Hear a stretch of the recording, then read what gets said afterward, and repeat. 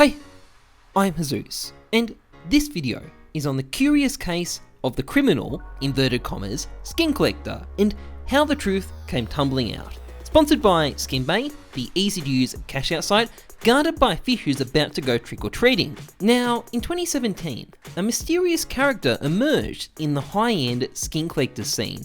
His name was Darkness. He was Brazilian, and he had bitcoins, lots of them, and he was willing to pay you very generous amounts for your high-end skins. And like a drug addiction to a child movie star, high-end traders from around the world flocked to start selling him every skin they could. And within the space of a couple of weeks, this guy got $500,000 worth of skins altogether, making him one of the largest collectors, if not the largest collector, in CSGO at the time.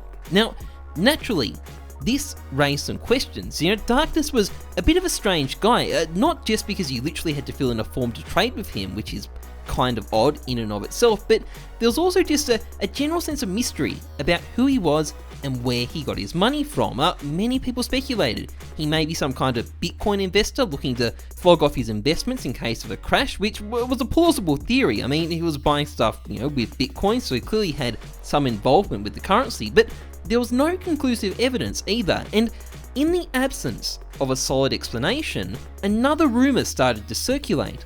Darkness, some people claimed, was actually a drug dealer trying to launder his money. Compremos una lavadora más grande, pues.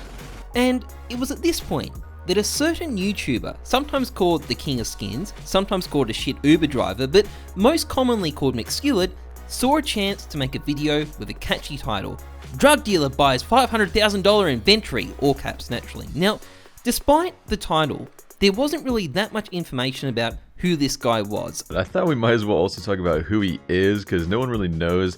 Some of my friends were saying that they think he's a drug dealer, so I tried looking at this guy's profile and reaching out to a few people that also had me added who have him added, because apparently there's a lot of traders who are just kind of like selling him every rare skin they can get a hold of. And the first person I messaged said drug dealer when I asked who he was, so I don't know if they're just making assumptions or just, I don't know, that's what he said. And then I messaged the other person I knew, and that person just says, just an ordinary guy. Yeah, not terribly conclusive. Basically, we have the word of an anonymous friend who was, probably making a joke and is directly contradicted by the other guy, and in any case, McSkillet wasn't actually that interested in talking about the drug dealer aspect. He was more interested in going through Darkness's inventory and advertising his gambling site. He either wouldn't or couldn't find any more hard evidence, but the video was a success. It racked up well over 400,000 views and probably quite a bit of revenue from his gambling site. But just as quickly as Darkness had appeared, he then disappeared.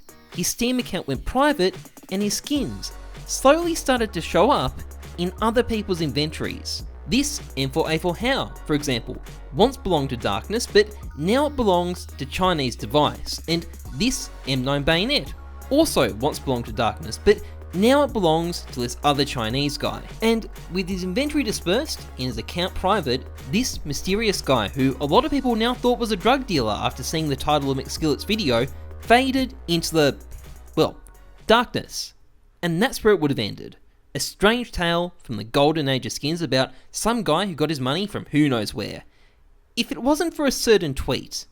You see, one of the real tricks to Twitter is bringing up something from the past and going, hey guys, remember this? It's quick, it's low effort, and it gets lots of likes and retweets. And I say that as a connoisseur of using it to build up a Twitter following. Now, this particular tweet from a skin collector called XMercy brought up the old story of Darkness and talked about how he, bought his skin so quickly, how he disappeared so quickly, and how there's a bit of a mystery about who he was and what he was doing. So, a pretty standard tweet. And in normal circumstances, it would get, a few likes, there'd be a few comments reminiscing about the old times, the usual stuff, and then we'd move on. But this time, something different happened.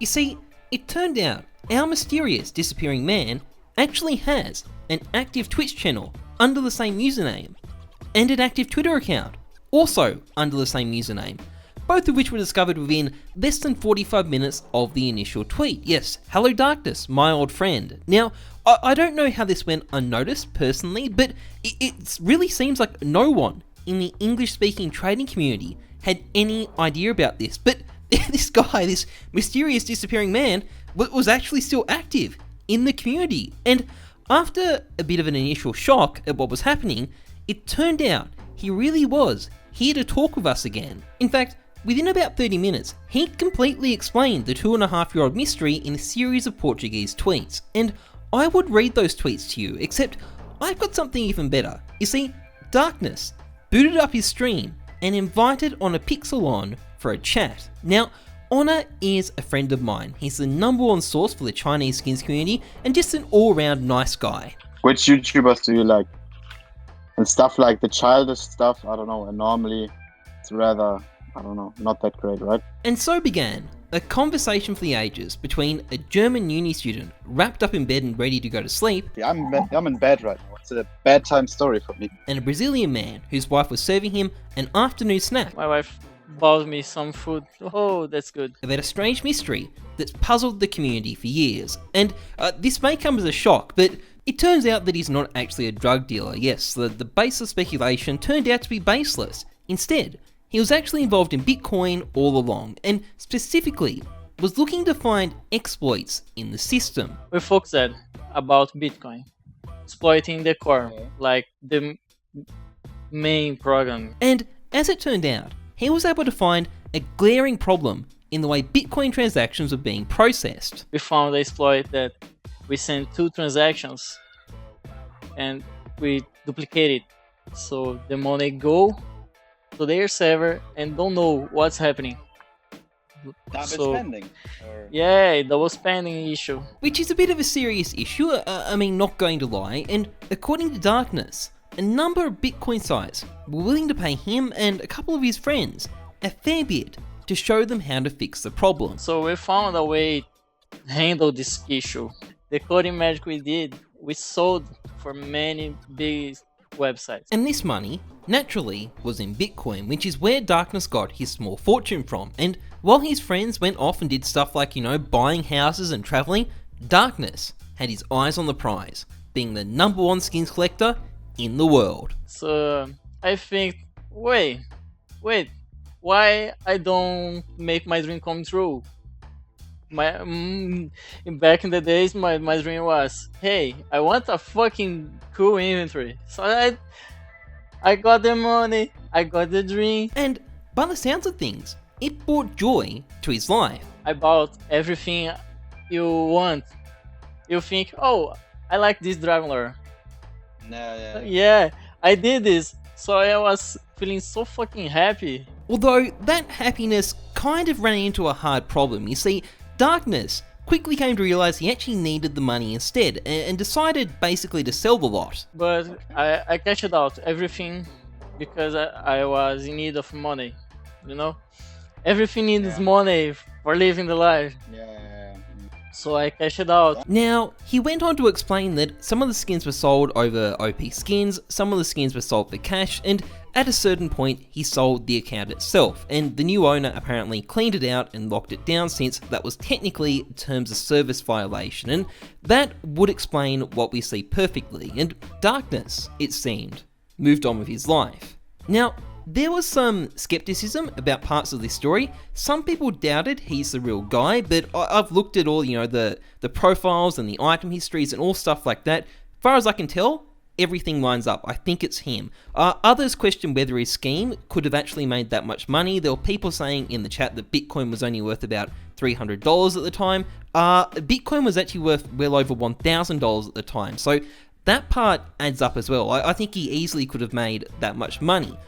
Other people suggested, though, that maybe he stole from people using the exploit, and maybe that's actually how he got his money. And it's possible he did, but there's no evidence at all, and he strenuously denied any actual theft itself. So without any evidence, I don't think it's fair to accuse him, and English is also his second language. That's worth keeping in mind. So even though there's some maybe suspicious sounding words in the stream, I would just attribute that to the fact that it's not his native language. I wouldn't read into it the same way you would if it was, a first language English speaker saying it. But there is one thing about his story that actually didn't make that much sense to me.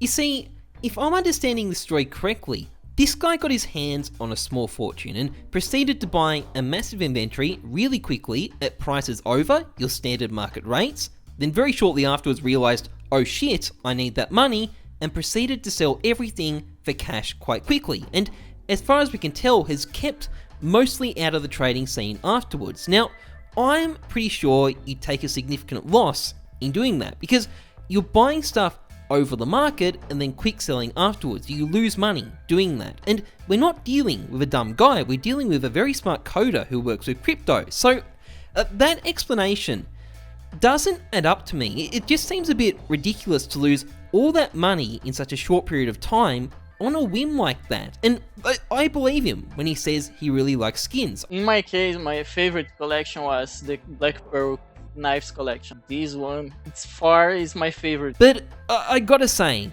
I think those skins may have served a double purpose. I think they may have helped him keep his bitcoins out of the eyes of probably the tax office. I don't think it's anything too serious. I don't think he'd be on stream talking about it if it was, but yeah, I have my suspicions this inventory may have served a double purpose. It may have been used to help convert some bitcoins to cash, but still, for the most part, this mystery has actually been cleared up. Normally there's no answer, normally we never find out, but this time, this guy actually showed up to explain what happened, and that's kind of neat. We normally don't get to hear about it, and I like stories like this. It's interesting to hear these little tales from, as I like to call it, the golden age of skins. Anyway, that's pretty much it for this video. If you enjoyed it, please like, comment, subscribe. A big thank you to Skinbay for sponsoring us. Skinbay is a cash out site where you can sell your CSGO skins for real cash. Just log in through Steam to start selling. The sales fee is only 5% with skinbay.com in your username, and there is a whole bunch of different ways to cash out. If you're looking to buy, on the other hand, well, you can get some sick discounts on skins compared to the Steam market, and there is a bunch of convenient ways to deposit. It's quick, it's easy, it's safe, it's a great place to buy and sell skins. I recommend checking it out. Otherwise, trust the numbers, not your gut. I'm Heyzeus. Thanks for watching. See ya.